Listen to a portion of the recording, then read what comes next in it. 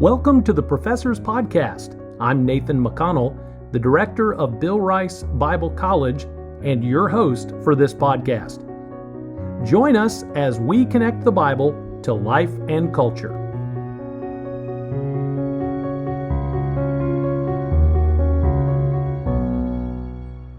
If you follow news headlines, you've probably noticed that the death penalty or news stories surrounding the death penalty have kind of been on the rise. Luigi Mangione, who is charged with the murder of United Healthcare CEO Brian Thompson, is facing the death penalty from the Trump administration. Not too long ago, there was a South Carolina man who had been on death row for a number of years who finally had his punishment carried out by firing squad, the first time that particular method of the death penalty had been carried out in South Carolina for a number of years. So what does the Bible have to say about the death penalty or capital punishment? Obviously, with the death penalty being in the news, there are a lot of critics about the death penalty, that it's not ethical, that it is cruel and barbaric. But Christians should be aware of the fact that the Bible does teach us about capital punishment or the death penalty, and for certain cases, it is definitely prescribed. So what does the Bible have to say about the death penalty? Well, what I'd like to just do is present several facts to you from the scriptures about capital punishment or the death penalty. First of all, I think it's important to note about the death penalty in the Bible that it was established prior to the Old Testament law. One of the criticisms that people have about the Christians believing in the death penalty is the fact that Old Testament versus New Testament. So that the death penalty was something in the Old Testament, but we live under the New Testament now. And so therefore, we should not support capital punishment today. Well, actually, the death penalty or capital punishment was established prior to the law. In Genesis chapter 9, when Noah and his family came off of the ark after the worldwide flood, God told Noah, "Whoso sheddeth man's blood, by man shall his blood be shed." So that was clearly established centuries prior to God establishing the Old Testament law with the nation of Israel, which was very different. And so I think it's important for us to understand that the death penalty was actually established prior to the Old Testament or the Mosaic Law. Secondly, the basis for the death penalty is the image of God in man. Genesis 9:6 goes on to say, "Whoso sheddeth man's blood, by man shall his blood be shed, for in the image of God created he man." So man was created in the image of God, and therefore, when someone takes the life of another human being, they are attacking the image of God in that person. A lot of different theories about what the image of God is. I personally think that the simplest and the easiest explanation for the image of God is the fact that, one, human beings are like God in some ways. God is certainly infinite in all of his attributes, whereas human beings are finite or limited. For example, human beings can certainly love, but our capacity for love is limited in comparison to God's capacity for love. God is love. Human beings have knowledge. We know things. And so we do possess some level of knowledge. However, our knowledge is finite. God's knowledge is infinite. He is omniscient. He knows all things. So we possess in a finite and limited way what God possesses in an infinite and unlimited way. But we are like God in some ways when it comes to that respect. And there are other aspects that go with that, but just for the purposes of this video, I think those small parameters right there kind of help you understand what I mean, that mankind, human beings, are like God in some way. And the second thing, and this is probably, I think most people would agree with this, that human beings represent God to the creation. So when you think about the image of God, you think about the fact that human beings are like God in some way, but with that is the idea that human beings represent God to the creation. Adam and Eve created in the image of God and placed into the garden to dress it and to keep it. That's to hedge it about and to protect it. So when someone commits a murder, they are striking at the image of God in that person. And so God says that if a person sheds another man's blood, that by man, that person, that murderer, his blood should be shed because in the image of God made he man. So the basis for capital punishment or the death penalty is the fact that every human being was created in the image of God, the sanctity of human life. Human life is incredibly sacred. All life is precious, but human life is sacred according to the scriptures. And so the death penalty, first of all, established prior to the Old Testament law, but secondarily is based on the fact that every human being possesses the image of God. Every human being does. And so the Bible goes on to say in other passages that the image of God, it determines how we should treat one another. Obviously with murder, but it goes on and it says in the New Testament, it extends it even further. In other words, how we talk about one another. James chapter 3, that we, with the same tongue, we bless God and we curse men. So, and he says, these things ought we not so to be. And he says, we curse men who are made after the likeness or the similitude of God. So the image of God in man is a determining factor on how we treat one another. And if someone is to go so far as to take another human person's life, then the only punishment that could meet that crime is the death penalty, is capital punishment, which goes to show you how significant murder is in the Bible. Third, the death penalty is a case of lex talionis. So building off of what we've just talked about, the image of God in man.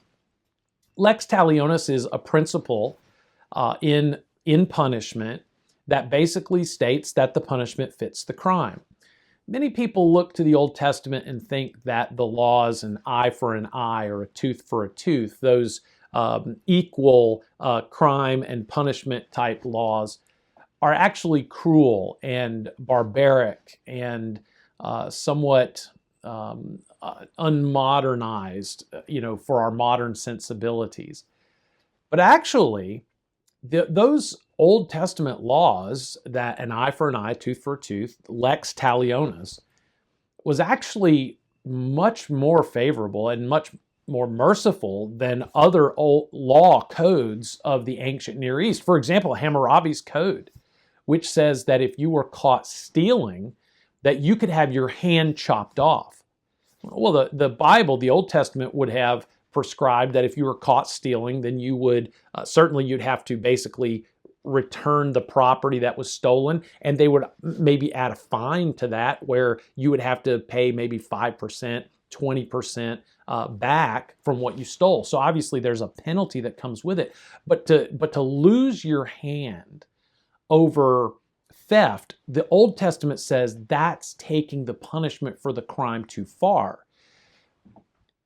When someone takes the life of another human being, you cannot go farther than the taking of that person's life, which again shows you just how significant murder is.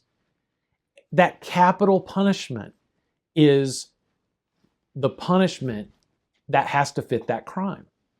So it's established prior to the Mosaic law. It is based on this principle of lex talionis, as well as the fact that every human being bears the image of God in them. And it was both upheld in the Old Testament law as well as in the New Testament. It's not only that the death penalty was established prior to the Old Testament law, but it was also then upheld within the Old Testament law. Numerous places where murder, intentional murder, is said to be met with the death penalty, capital punishment. The murderer was to be put to death. Now, the Old Testament law, the Mosaic law, added many other crimes to this punishment, you might say, or added this punishment to other certain crimes, and those were for particular covenantal reasons in the covenant that God was making with the nation of Israel. And that's not what this video is about, but just for your understanding, I understand that the death penalty for particular sins like adultery and other things like that were certainly prescribed for the covenantal reasons between God and the people of Israel. But it was upheld for murder. It's upheld in the New Testament as well. As Paul says in Romans chapter 13, he says that he beareth not the sword in vain. Now he's talking about human government. Human government bearing the sword as a punisher of evildoers is a reference to the fact that government owns the right to capital punishment. Capital punishment has never been okayed for just any vigilante to go out and take vengeance. There were certain norms, cultural norms, that were true in the Old Testament, but even Genesis chapter 9, verse 6, when it says, "Whoso sheddeth man's blood, by man shall his blood be shed," even that many people point to Genesis 9:6 or Genesis 9 especially, as the basis for human government. Someone has to be in charge to make that determination about guilt in murder, and then also to carry out that punishment of capital punishment or the death penalty. So it is affirmed in the New Testament that government owns the right to capital punishment. So the Bible is consistent across the board.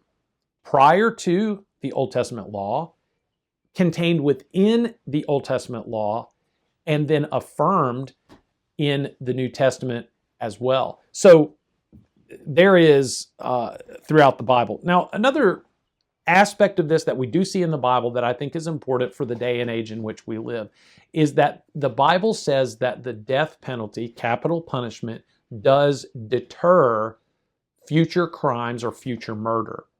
One of the criticisms of the death penalty in our culture today is that the death penalty does not necessarily deter murder.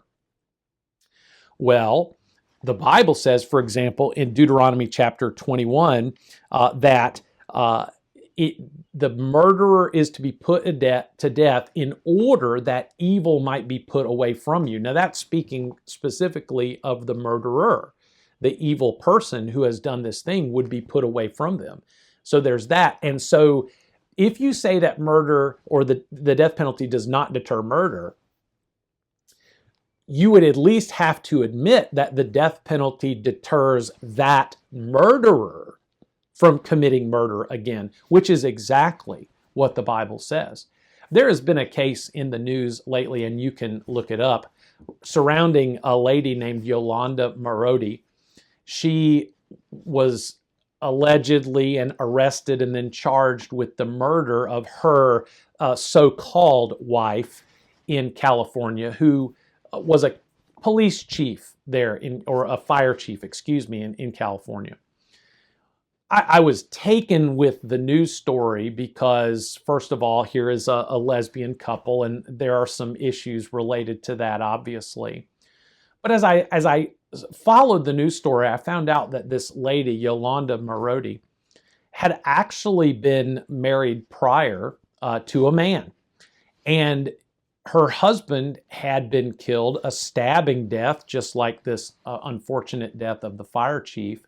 A stabbing death where her husband was stabbed, I believe, multiple times in the chest. And she was charged with that murder, with that crime. The charge was reduced. I think it was a charge of manslaughter. and I believe she did approximately 10 years in prison. Then she was out, and then she became married, allegedly married, to this fire chief, who was then subsequently murdered by stabbing. Now, the reason this has fascinated me is because if the death penalty had been enforced in that case of the husband being stabbed, then the death of this fire chief would have never occurred. The death penalty does deter murder. It especially deters the murderer from committing another one. And the Bible also says in Deuteronomy chapter 21, verse 21, that all Israel shall hear and shall fear. If the death penalty were applied across the board in cases of intentional murder, now the Bible does distinguish between intentional murder and manslaughter. It does distinguish between those two. There is a penalty for manslaughter, but it is not the death penalty. But if the death penalty were consistently applied in cases of intentional murder, then I dare say that there would probably be fewer of those murders in our world today. So what does the Bible have to say about the death penalty? Well, it tells us that it is based on the fact that every human being bears the image of God. It is based on the principle of lex talionis, which is the punishment should fit the crime. It tells us that government is the appropriate power to wield the death penalty. It tells us that it does deter future crime and future murder. And on a practical level, I think about how the death penalty, the punishment does in fact fit the crime.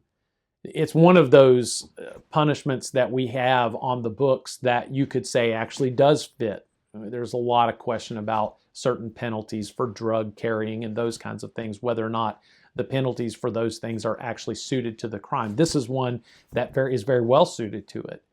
I also think, for example, that it provides closure for the victims' families. Most of the time, in the case of the death penalty, people want to say that, well, what about the criminal? It's painful, it's unethical, it's harmful, and I'm not all for necessarily putting someone through the agony that can sometimes occur in botched death penalty cases. But I'm talking about the fact that the victims' families are hardly ever thought of in these cases, and it provides closure for them. Allows them to see that justice has actually been done.